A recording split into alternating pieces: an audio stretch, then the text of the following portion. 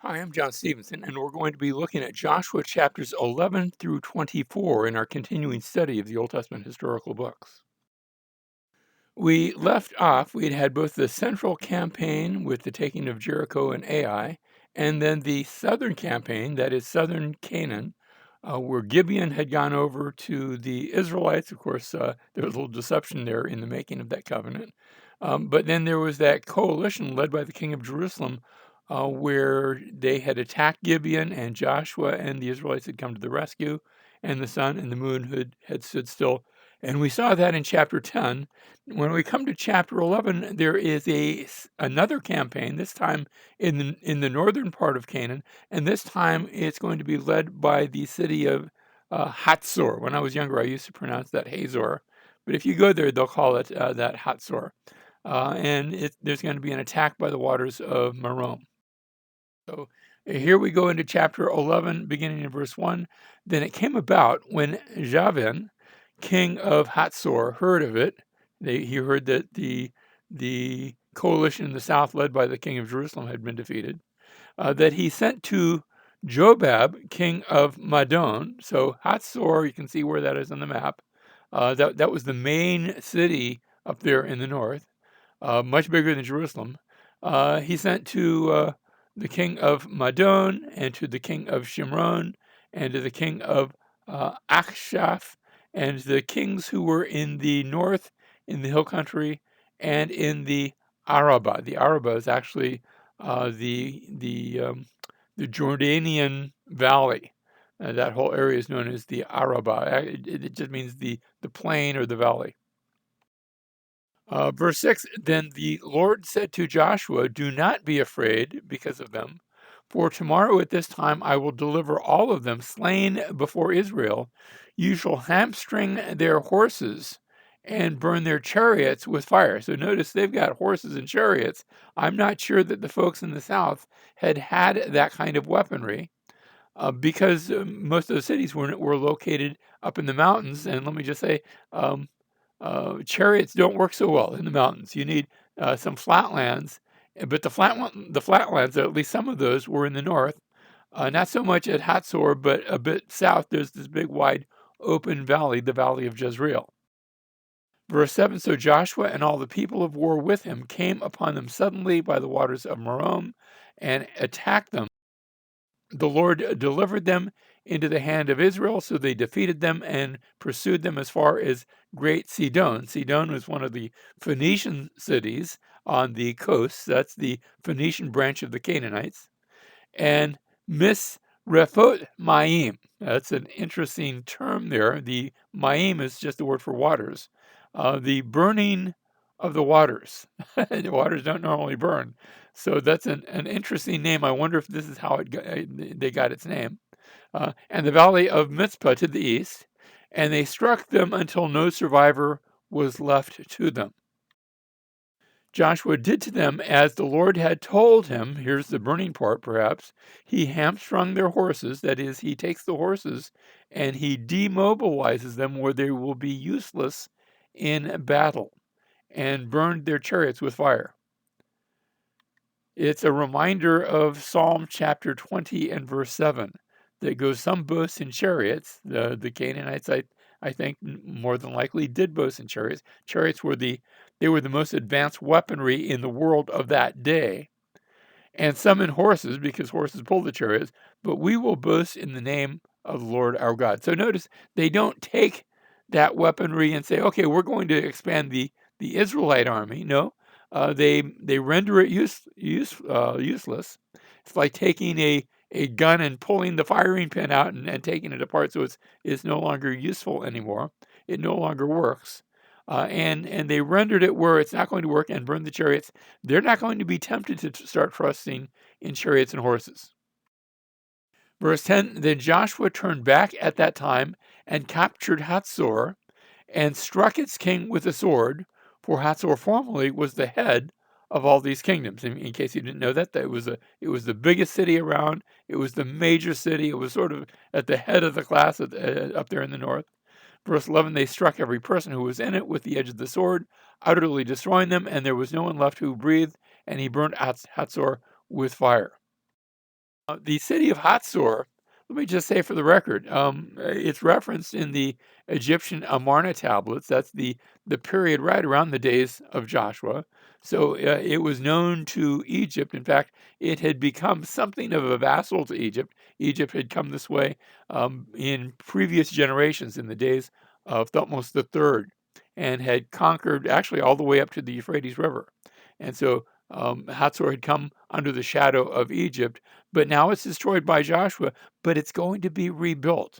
And we'll see it subdued again by Deborah in the book of Judges, Judges chapter 4, where Deborah and Barak will lead the Israelites in a battle against Hatzor. And then we're going to see it rebuilt again and inhabited again in the days of Solomon. So Hatzor is going to be, here and gone and here and gone because it's a great location. Verse 18, Joshua waged war a long time. So this is a summary statement with all these kings. There was not a city which made peace with the sons of Israel except the Hivites living in Gibeon. We already talked about them. They took them all in battle, for it was of the Lord to harden their hearts. Remember how back in in Egypt, God had said, and then God had done it. God had hardened the heart of the Pharaoh so that he wouldn't let the people go. Now, let me just say, the Pharaoh wasn't saying, gee, I really want to let the people go, but God won't let me. No, he was involved in the process too. We read at times that he also hardened his own heart, just that his heart was hardened. But it actually begins, the emphasis there in Exodus was that God said, when God said back in Exodus 4, I'm going to harden the Pharaoh's heart. Well, here again, I'm not saying that the Canaanites are saying, gee, we really want to go over to the side of the Israelites, although the people of Gibeon did.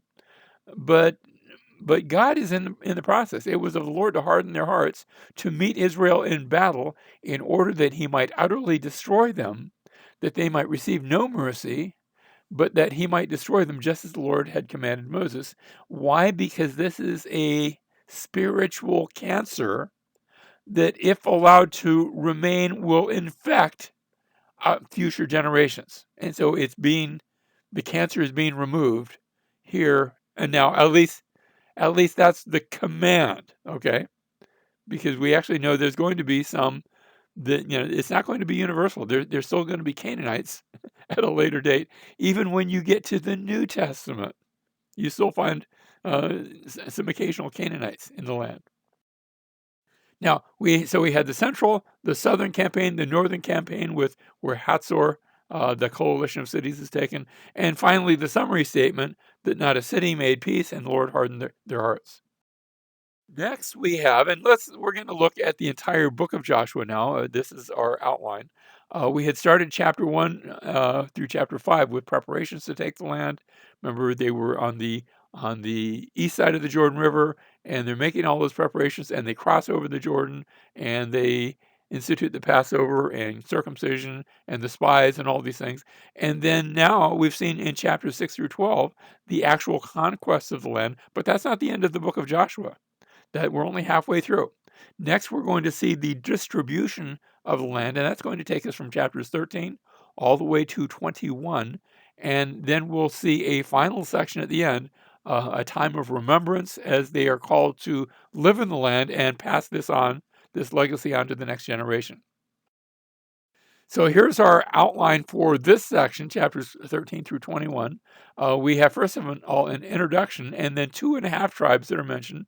These are the tribes of Reuben and Gad, and half of the tribe of Manasseh. Remember, those are the ones that had looked at the land to the east of the Jordan and said, that's good enough for us.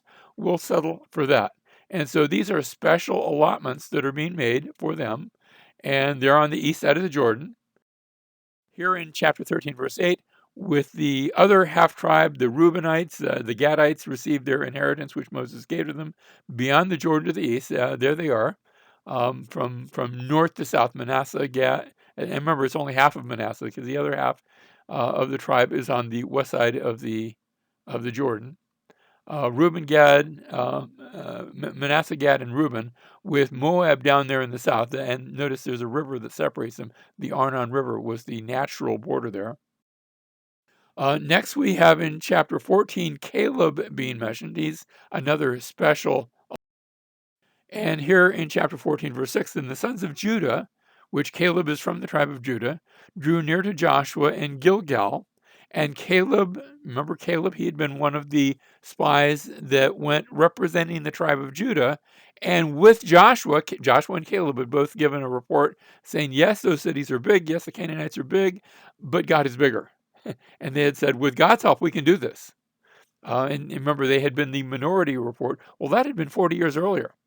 And so 40 years had passed, and Caleb was already a warrior and had been sent in to spy out the land, and he'd been a representative. So he's quite a bit older now. He's 40 years plus, however old he was earlier.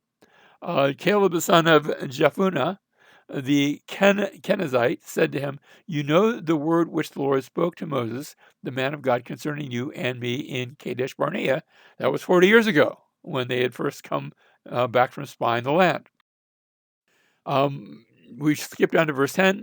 This is still Caleb. Now, behold, the Lord has let me live, just as he spoke, these 45 years. That's 45 years since the Kadesh Barnea incident, but he's a lot older than that. He was a fully mature man way back then. From the time that the Lord spoke this word to Moses when Israel walked in the wilderness, and now, behold, I am 85 years old. So he'd been 40 back then. Now he's 85 years old. I am still as strong today as I was in the day Moses sent me. Let me just say, I'm not in my 80s, I'm in my 70s, and I'm not as strong as I used to be. let me just confess. I wish I was. Sometimes I think I am, but I'm not. And so he says, as my strength was then, so my strength is now for war and for going out and coming in. Now then, give me this hill country about which the Lord spoke on that day, for you heard on that day that Anakim were there. These are these sort of big guys with great fortified cities. Perhaps the Lord will be with me, and I will drive them out as the Lord has spoken. He's not ready to settle down. He's ready to go take some land that he had seen 45 years ago when he was spying out the land, and he sort of marked that out. Okay, I'll be back, and now he is back. So Joshua blessed him and gave Hebron to him. Now notice Hebron is to the south of Jerusalem, to Caleb the son of Jephunneh for an inheritance. Chapter 15, verse 14, Caleb drove out from there the three sons of Anak, that is the Anakim, and then they're mentioned, Sheshai and Ahiman and Talmai, the children of Anak. Then he went up from there against the inhabitants of Debir. Now the name of Debir formerly was Kiriath Sefer. Now this is rather interesting because Debir is the place of speaking. But it had a former name. Kiriath is the word for city. Kiriath Sefer is the city or village of writing. Sefer is actually something that's written. We would say a scroll. They didn't have books yet, although they still call it a book, Sefer, today in Hebrew. So the Israelites see themselves as Am Sefer, the people of the book, and that's just a cool title. But this was the village of writing. Notice the place of speaking had formerly been called the village of writing. I don't know if writing had gone out of style. I'm not sure why the change of name. Verse 16, and Caleb said, the one who attacks Kiriath Sefer and captures it, I will give him Achshah, my daughter, as a wife. And so Othniel, the son of Kenaz, the brother of Caleb, captured it. So he gave him Achshah, his daughter, as a wife, and, keeping it all in the family. Verse 18, it came about that when she came to him, she persuaded him to ask her father for a field. She wants to go into this marriage with, I guess you'd call this a dowry. So she alighted from the donkey, and Caleb said to her, what do you want? Then she said, give me a blessing, since you've given me the land of the Negev. Negev is the land of the south, but that word Negev, it means both south, but it also means desert, because the land of the south of Canaan was a desert land. And so, okay, look, you gave me desert, can I have something a little nicer? Give me also springs of water. So he gave her the upper springs and the lower springs. And so that's Caleb. We go from Caleb to Judah. We can't remember Caleb is from Judah himself. So this is the tribe of Judah. And we read Joshua chapter 15, verse 63. Now, as for the Jebusites, the inhabitants of Jerusalem, the sons of Judah could not drive them out. So the Jebusites live with the sons of Judah at Jerusalem until this day. Now, when it talks about until this day, that's, maybe for a time. David's eventually going to capture Jerusalem. David is going to drive the Jebusites out. But apparently, when this is penned, when this is written, that had not yet happened. So maybe this is a hint as to when Joshua was written. I don't think it's written necessarily in Joshua's lifetime because he's going to die at the end, but it's written after the fact, but not so after the fact that there's no more Jebusites around. So we have now Jerusalem is not captured. It's going to continue as a Canaanite city here in the land of Canaan. So we go from Judah. Next, we have the sons of Joseph. Sons of Joseph, remember, are Ephraim and Manasseh. We already talked about Manasseh, half the tribe being on the east side of the Jordan. And so the sons of Joseph, we're going to have both them and allotments also to the 9 tribes here on the west side of the Jordan I'm going to call this Canaan proper. Chapter 17, verse 14. Then the sons of Joseph spoke to Joshua, saying, why have you given me only one lot and one portion for an inheritance, since I am a numerous people whom the Lord has thus far blessed? We want more. Now, remember, there's 12 sons of Israel, and Ephraim is one of those sons, not just of Israel, but one of those sons of Joseph. Joseph was a son of Israel, but Joseph has 2 sons, and they have turned into 2 tribes, which in the case of Manasseh has split into 2 parts. And Ephraim is saying, well, okay, we could use a double a double or quadruple portion. We want more. Joshua said to them, if you are a numerous people, then make your numbers count. Go up to the forests. Back then, that region of central Canaan, the mountain range, was full of trees. Go up to the forest and clear a place for yourself there in the land of the Perizzites and of Rephaim. Since the hill country of Ephraim is too narrow for you, take out some more Canaanites and go for it. Take it.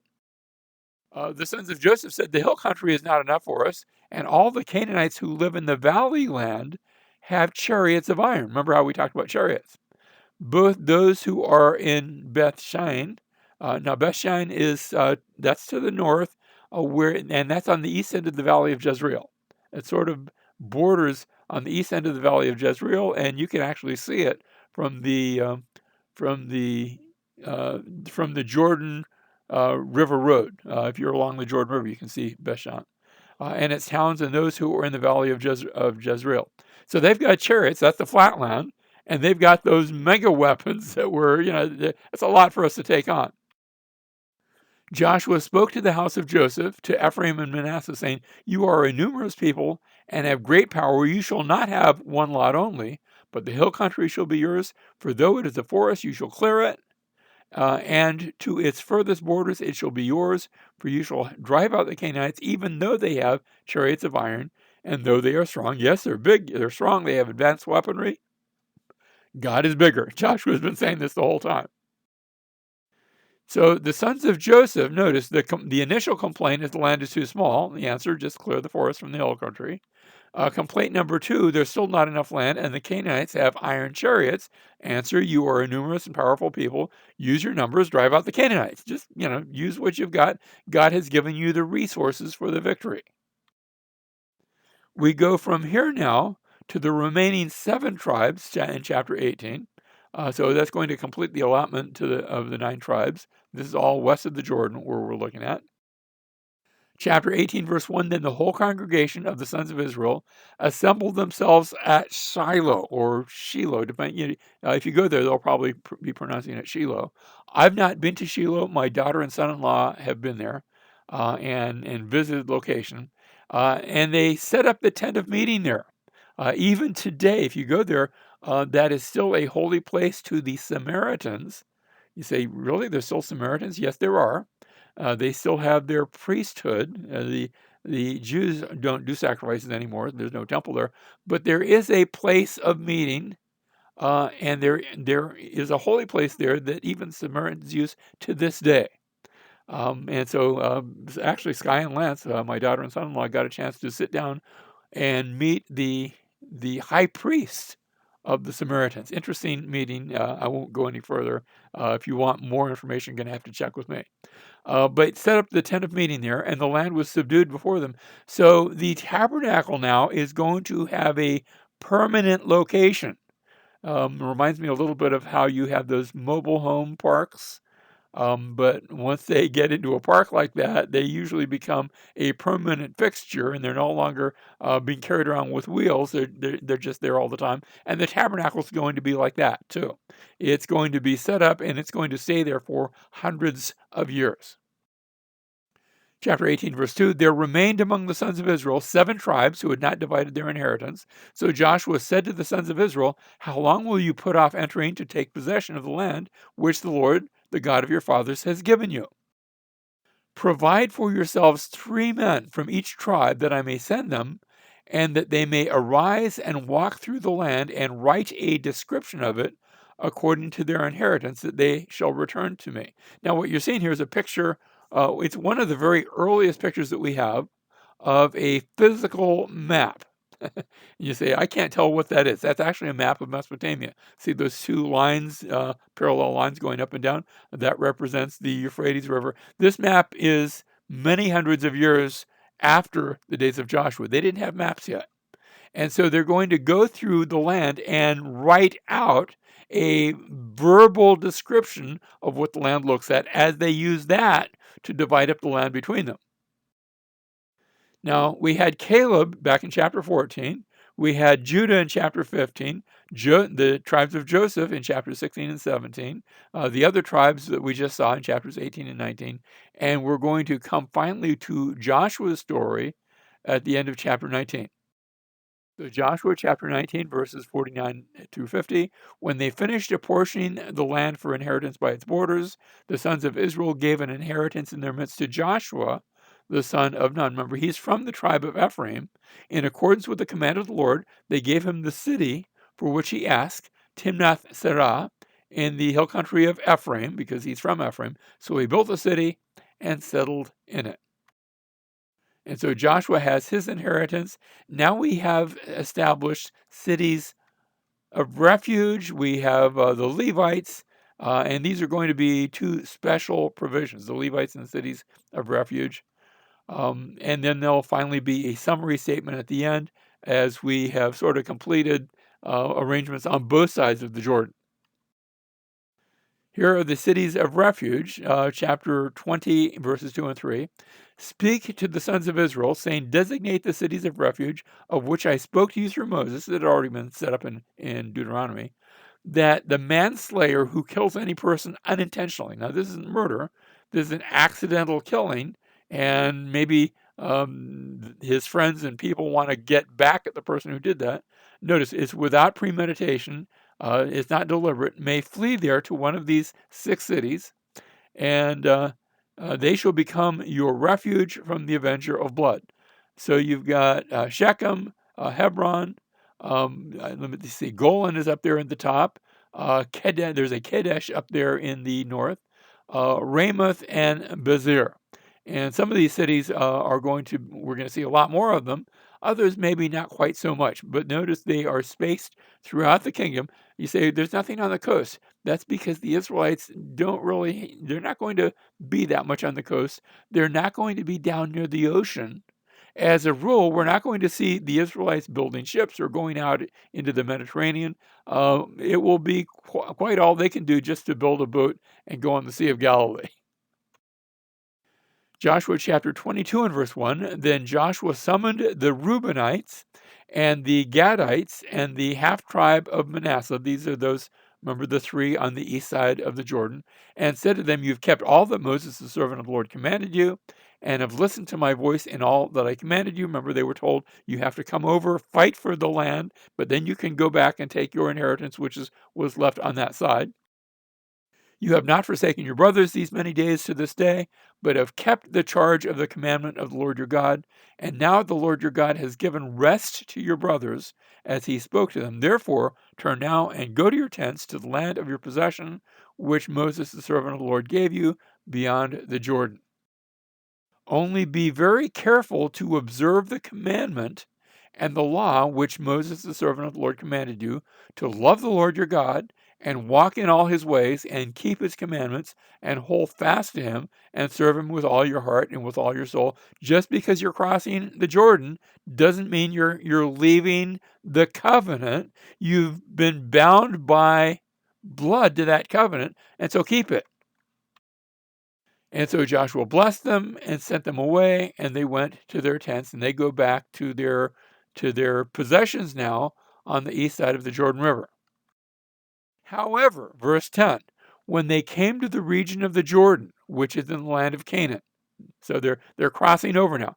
The sons of Reuben and the sons of Gad and the half tribe of Manasseh built an altar there by the Jordan, a large altar in appearance. Now, this is not a picture of that altar. This is a picture of a Canaanite altar, also very large. You can see the steps leading up to it. This Canaanite altar was at Megiddo.